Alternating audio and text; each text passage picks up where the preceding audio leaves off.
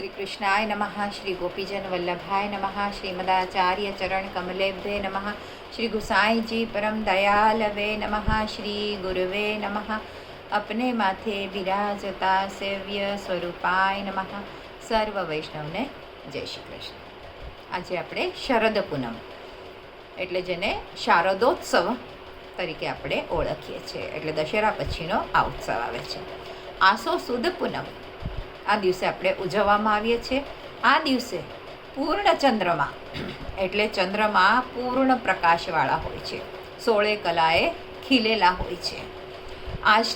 આજની જે ચાંદની રાત હોય છે એ અત્યંત આનંદદાયક અને શીતળતા પ્રદાન કરનારી હોય છે.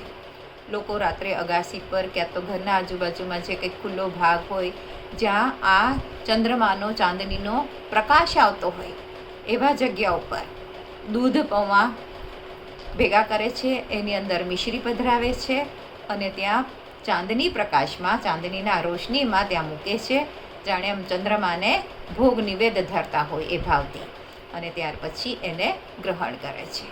અને આયુર્વેદમાં પણ આવી રીતના આ દૂધ પૌવાનું પણ ખાસ વિશેષ એવું મહત્ત્વ બતાવવામાં આવેલું છે. પ્રભુએ 6 માસ પર્યંત રાત્રિ કરીને આ રાસોત્સવ ઉજવ્યો હતો. ત્યાં શ્રુતિરૂપા કુમારિકાઓ એટલે જે કુમારિકાઓએ કાત્યાયની વ્રત કર્યું હતું અને ત્યાર પછી ચિરહરણ લીલા સમયે પણ એ ત્યાં ઉપસ્થિત બધી હતી, એ બધી ગોપિકાઓને રસનું દાન કર્યું હતું.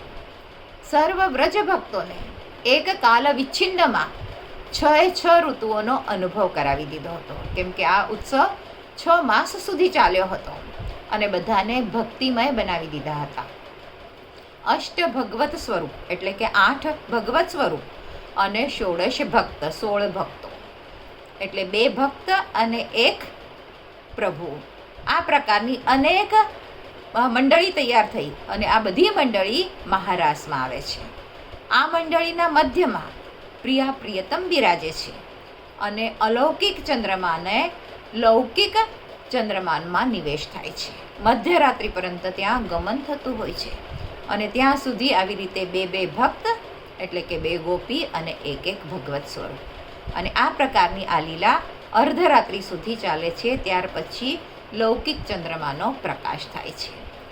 રાસ આ જે શબ્દ છે એનો મૂળ સંસ્કૃતમાં રસ એવો શબ્દ આવેલો છે. રસના 2 અર્થ થાય છે, સ્વાદ અને સ્વાદ કરવા લાયક. એટલે રસો વૈહ રસઃ એટલે કે જે સ્વાદ અને સ્વાદ કરવા લાયક યોગ્ય છે એવા આ બંને ગુણ પ્રભુની અંદર છે અને એને જ રાસ એવું કહેવામાં આવે છે. રસા નામ સમૂહ રાસઃ એટલે કે ભગવાન શ્રી કૃષ્ણ પૂર્ણ સાક્ષાત રસ સ્વરૂપ છે.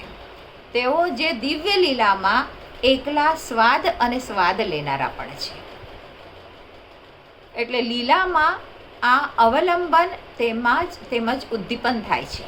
આ સર્વ રસ સમૂહના રૂપે ઓળખાય છે અને એટલા માટે આ લીલાને આપણે રાસલીલા કહે છે.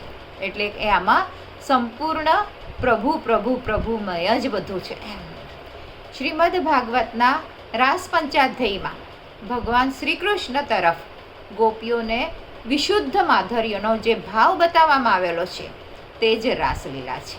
એટલે રસથી રાસ સુધી પહોંચવું એટલે પ્રભુ માટેનો જે પ્રેમ છે અને પૂર્ણતઃ પ્રભુ સુધી પહોંચવું એ રાસલીલા, રસ અને રાસ. તે વિશુદ્ધ પ્રેમના કારણે જ આજે ગોપીઓની આટલી બધી પ્રશંસા કરવામાં આવે છે.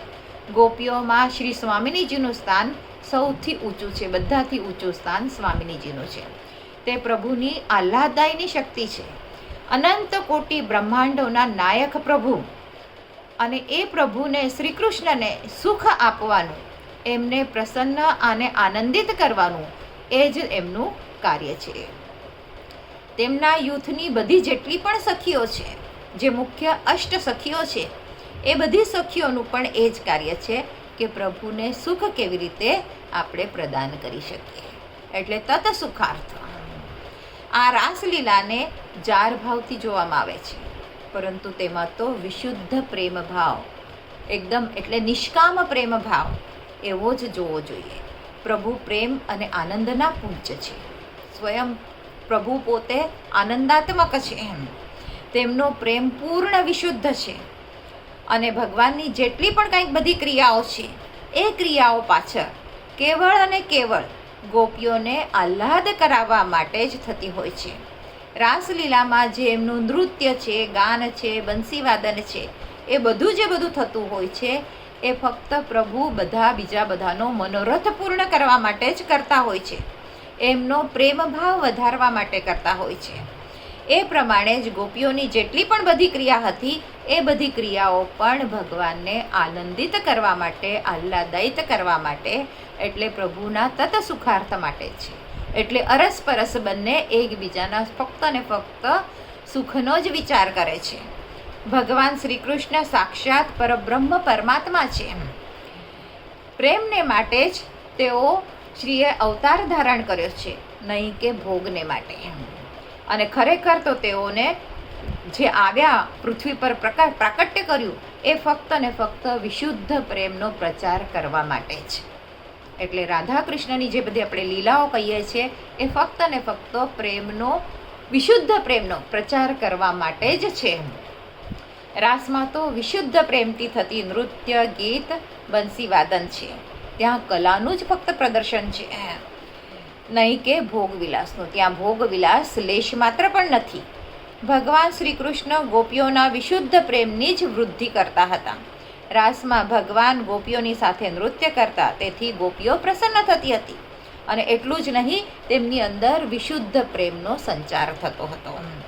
આ પ્રકારે રાસલીલા શ્રીમદ આચાર્ય ચરણની દ્રષ્ટિથી, એટલે કે મહાપ્રભુજીની દ્રષ્ટિથી પણ ભગવાનને અનુગ્રહિત ભક્તોને સ્વરૂપાનંદનું દાન કરવાના અર્થ માટે છે.